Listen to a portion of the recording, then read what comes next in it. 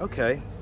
And so, how did we end up here? How did we end up in Atlanta, across from the Greyhound station? How did we end up here? Well, I came out here a few days ago to stay with my friend. I don't know who it was, or if it was a teen or an adult. I wasn't told. I was just Told that it happened? Yeah. Okay, okay. Later on, when I was like 20, I was told that. Wow. Wow. But I've been going through like suicidal depression type things since 5, and I couldn't figure out why. And then I was told a bunch of stuff. Who told you that that stuff had happened? How does that make you feel when you just sit and think about it for a second? Part of the reason why I tried to kill myself.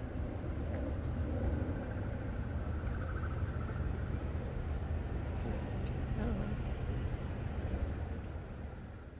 What's up, YouTube? Man, it looks like things are heating up for summer 23. So stay tapped in. Now back to the content. What's up, YouTube? Atlanta Street Interviews. Out here with another one. So we got a young lady with us today. How you doing today, miss? Oh, good. Okay, okay. And so are you homeless? At the moment, yeah. Okay, and so how old are you? 34. 34? You're 34? Yes. Okay. Wow, you look 20-something, man. I ain't mad at that. Good. All right, so 34. So how long have we been homeless? Well, I've had on and off situations of being in this situation, but this latest one, how long has it been? a few months. A few months? What was it that happened a few months ago that caused you to become homeless? I was just staying with people, and I 2 years ago I had a drug issue, and I was put on probation, and I sobered up and tried to do the right thing, but I don't have many people that I can call on, so I went to stay with somebody, and they changed and wanted to turn it into a sexual favor. So this was a guy, I guess, and I guess he wasn't upfront about him wanting the sexual favors and stuff, so he made it seem like he was just going to be all good, and then it turned out to be different. Yeah. How long was it until he started acting or showing you that it was different? About 3 weeks. About 3 weeks? He played the role for about 3 weeks? Yeah. I get it. All right, hold on one second. Yeah, I definitely get it. Okay. What drug are we talking about? Crack? What drug? Opiates. Opiates? Like in pill form or whatever? Okay. Did this addiction result from like you having a prescription at one point or anything like that, or? Yeah, and I was on medicine as a child. I've been through foster care and molestation, not having a real place to call home or, supportive family. So once I got off my medicine, I started self-medicating to kind of cover What up year, something. how old were you when you went into the foster care system? 6. 6? Do you know why? I was in foster care until then, and then I got adopted at 6. Okay, you got adopted at 6. Do you know why you had to be in the foster care system in the first place? Like, did you ever get the story as to why your biological mom or dad couldn't? I've gotten mixed stories between that. Well, what's the gist of it? That my mom was on drugs and she couldn't kick it, but she said she didn't start it until after we got taken away. So she says she didn't start her addiction until after you guys got taken. Yeah. But the story that you heard on the other end was that the She reason was why you got taken was because she was on that stuff. Which kind of, I guess, makes a little more sense, right? Yeah. I get that. Do you have any kids? No. No? I have 3 fur babies. 3 fur babies? They're my service animals. Is that what's going on right here? Yeah. Okay. All right. And so have you ever been married? No. No? Okay. So as far as it goes, as far as the foster care system and everything goes, so you was in that up until 6 and you got adopted at 6. What age did the R word and the molestation, what age did those things happen? Well, the molestation happened when I was small. Okay. So like earlier than 6, basically? Yeah. Okay.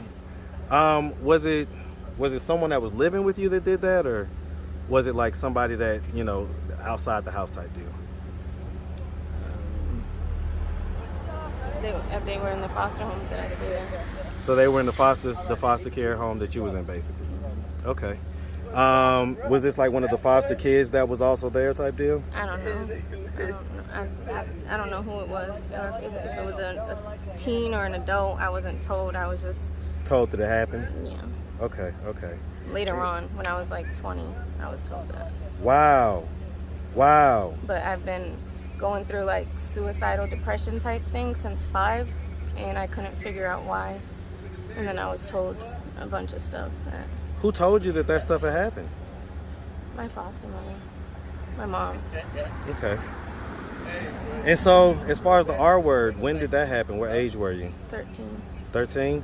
What were the circumstances of that happening? Was it like outside, or, you know, was it inside the home type deal, or? No, it wasn't in my home, but it was somebody I knew. Somebody that lived with you? No. No? Was this person related to you, or were they just like a friend? They were just a friend. Okay. Or supposed to be. Supposed to be? Were they like around the same age, or were they significantly older? 2 years older than me. 2 years older? So what was it that happened? How did that like occur? Dating somebody older than me, and you know they want what they want, and I refused to give it to them, so they took it. Just as simple as that. Were you guys like because I mean I imagine you had to be somewhere where it was just you two guys there. No, there was a few people. It was a party, and I went in the room, and they had somebody came in there, and they had somebody watch at the door, so they wouldn't come in the room. How did they get you in the room? I was in there already, because I don't like being around too many people, and they had a party in the house. Okay, so like you was just I thought trying it was to. just gonna be a couple people, and then Turned out to be a little bit more than that. So I excused myself, and they came to see what was wrong, and then that, yeah. Did it just occur that one time? Yeah, but I've had It happened other times? it tried to happen. I've had somebody try to stuff me in a van, somebody follow me home. What age did that happen?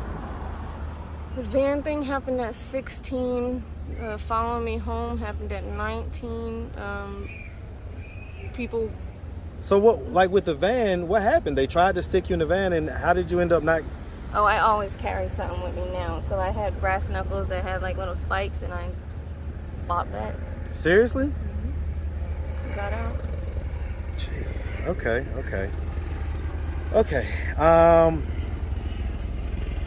The person that did that to you at 13, did you ever get a chance to tell anybody that happened? I did, but they didn't believe me. Who did you tell? I told a couple of close friends of mine, but they didn't believe me. Were these friends male or female? Both. And they didn't believe you? Why not? Or what was their explanation or their reasoning that they gave for not believing you? Well, they thought I was into that by then, but I wasn't. So they thought you were just being fast. I had a or whatever. body, and you know, a lot of guys like me, and I grew up with 2 brothers, so I hang around with a lot of guys. I get along with them more, and they just figured that that's what I was doing. I mean, nowadays you can't have a male friend without people thinking you're sleeping with them, so I guess they figured I was already there. Okay. How did that make you feel when they didn't believe you? I don't know, it's normal. I'm usually not believed in certain circumstances, because I've been in a lot of crazy situations, and people think I just make it up, but... Like what? Like, just give me an example. Like the people trying to stuff me in a van, me getting shot at in Brockton because they thought I was a boy, me having friends that say they'll help out, then once I get there, and which is the situation now, once I got here, they made it sexual. I wouldn't do that, so they came and dropped me off. Okay. So let's start from the beginning real quick. So where are you from? Born in New Bedford, Massachusetts, but raised in Georgia. Okay. Hey man, shout out that Massachusetts, man. Shout out that New Bedford all day. And you saying Powder Springs up there in Cobb? Yeah. Okay, man. Shout out Cobb County, man, and the whole Metro Atlanta, man. Yes, sir. And what age were you when you grew up down here in the Cobb? What age were you when you came down? I was here until 14, and then at 14, my mom, the woman who adopted me, felt like it was time for me to meet my biological family, so that's when I got dropped off in Boston. Dropped off in Boston? Yeah, we normally went up there for vacations every summer, and she was an older lady. She adopted 4 kids at 45 or something like that, and you know, as you get older, health issues and stress of dealing with 3 teenagers that have past traumas. Yeah, can probably be a lot. But I mean, at 14, who did you live with then? I stayed with my supposed biological father's sister. What happened? I was Cinderella, so I was in charge of cleaning up, and I would work, and she would take my checks, and then she got pregnant, and then got hurt, and then got addicted to pills, and I was raising a baby, and then I missed a lot of school. And then once I found out what she was doing, I told her if I needed to pay for something, I would go pay it. I wouldn't give her my checks anymore, so I had to stay with my father, and because they felt like I wasn't going to, I was working at the same time and wasn't getting out of work till 3 o'clock, and then getting up and going to school at 7, and then getting out of school and going right to work. What type of job was you working at? I was 14? working at Taco Bell. No, this was at 17. I started working at 16, and at 17, that's when I went with my father, and they thought I wasn't going to graduate, so he said to quit school and help him pay the bills. So I quit my job and finished school, and I got kicked out, and then I ended up in a shelter for women, but I was the only one there that didn't have kids or wasn't in abusive relationships, and I graduated, went to prom out of there. And wow, out of the shelter? Did you have like a lot of support and things like that? No? How did you like buy a dress and things like that? It was called the Donovan House. They helped me out. Okay. And that was in Massachusetts? Yeah. Huh. Okay. All right. And so okay. So we don't have any kids. Did we ever get pregnant or anything? Or okay, so you pretty much have been, you know, not really making that mistake or anything like that. No, and I have endometriosis, so that kind of hinders the whole Now situation. I'm ignorant to that. Does that hinder you from having children? Yeah, the way to fix it is to get a hysterectomy. Okay. And they told me that at like 20, 21, and I refused. So I've been kind of dealing with it since. And because of my past, I'm not a real sexual person. I can imagine. Do you want to have kids one day? I don't know.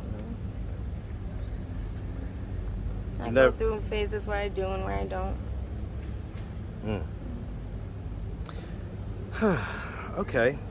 And so how do we end up here? How do we end up in Atlanta, across from the Greyhound station?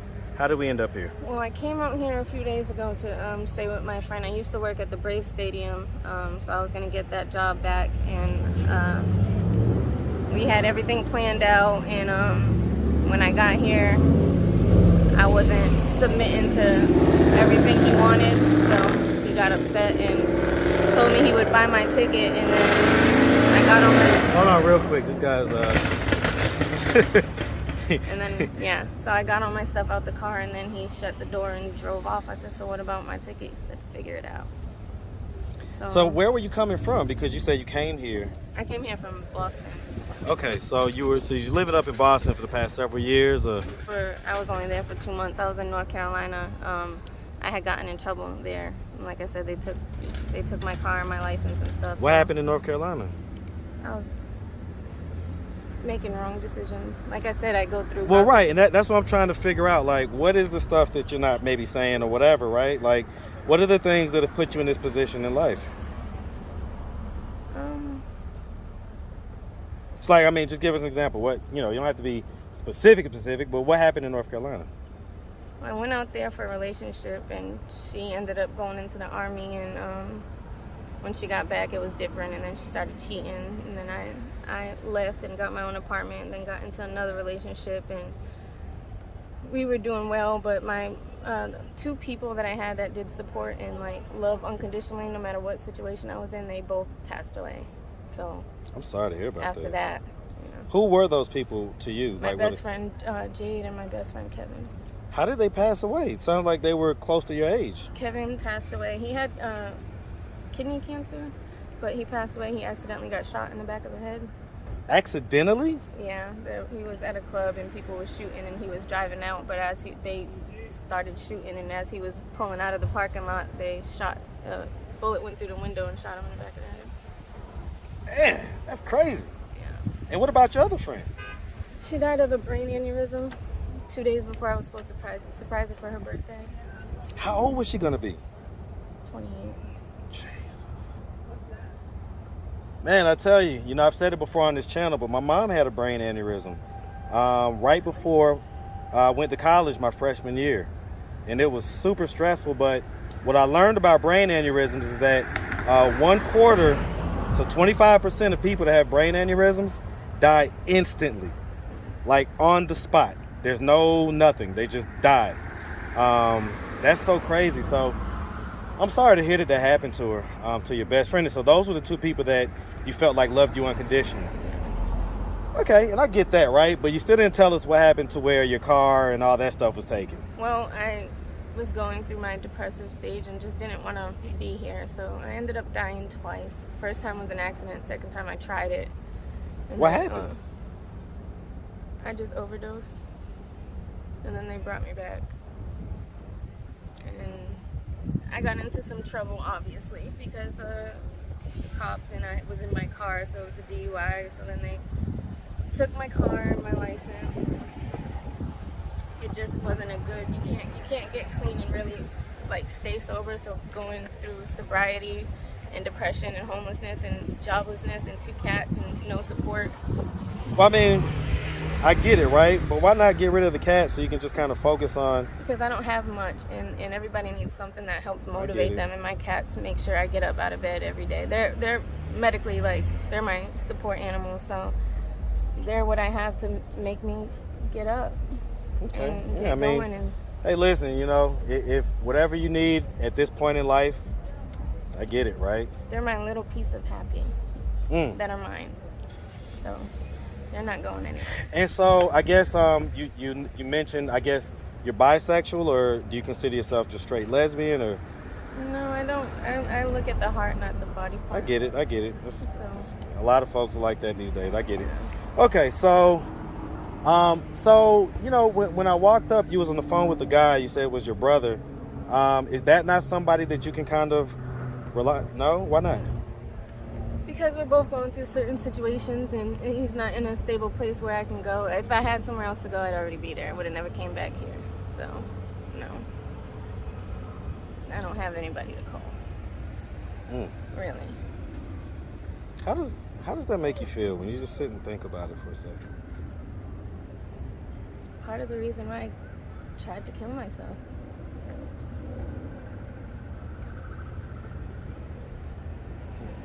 don't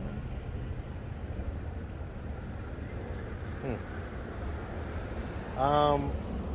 And so I guess, has there been any clinical diagnosis or anything like that? Yeah, I have manic bipolar depression, PTSD, and anxiety.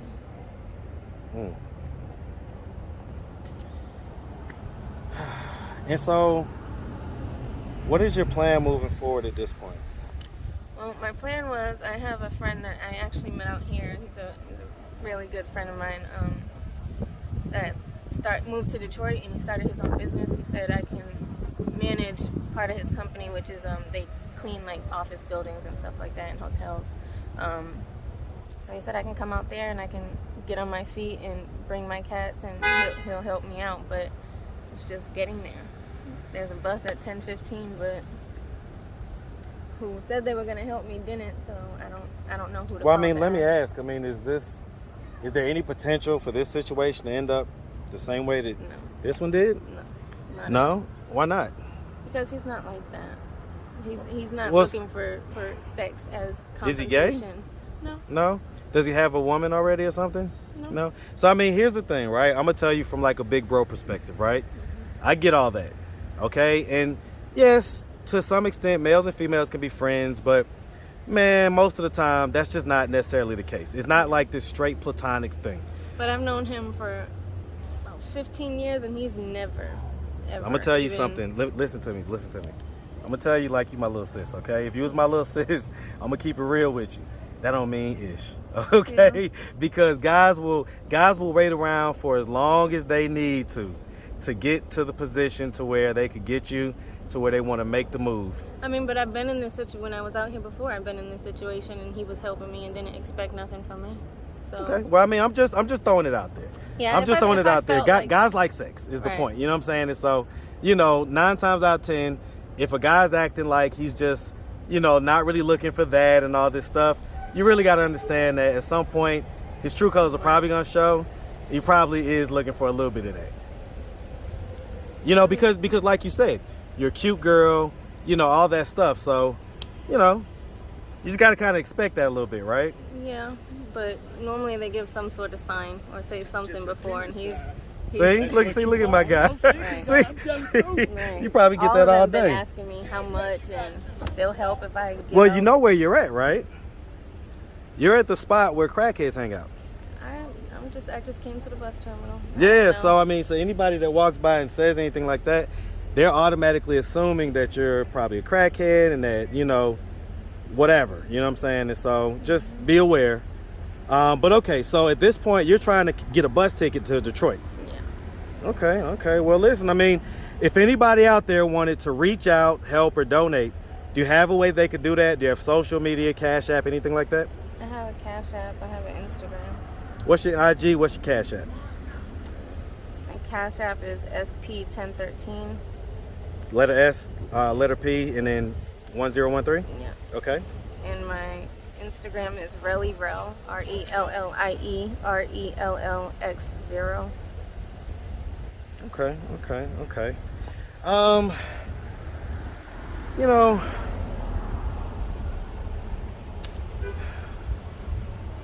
what do you think it's gonna take for you to get out of this space where you're feeling like deleting yourself, basically? Oh, I'm out of that. I'm 2 years sober. Nobody believes that, but I am. Why does nobody believe it? Because once you're an addict, you're always... You gonna interrupt my interview, brother? Yeah, at least just. Nah, I ain't gotta do that. Yeah, man. All right, go ahead, sweetie. I've changed my whole mindset, and obviously, when you make a change to do better, a lot of bad starts to happen and push you back to the old self. But if my two friends were here, they'd be extremely disappointed. And I think about my babies, and they're super attached to me, so they'd get split up. My son doesn't eat if he's not around me. It's bad for them, so I need to be here for them, because they ain't going nowhere. So. All right, well, I'll tell you what. On that note, I will accept that, all right? All right, well, look, miss, like I say, we really appreciate you, and we definitely wish you... wait, you gave us your IG already. All right, we really appreciate you, and we definitely wish you nothing but the best out here, all right? Thank you. Make sure you have a good one, sweetie. You too. All right. Oops.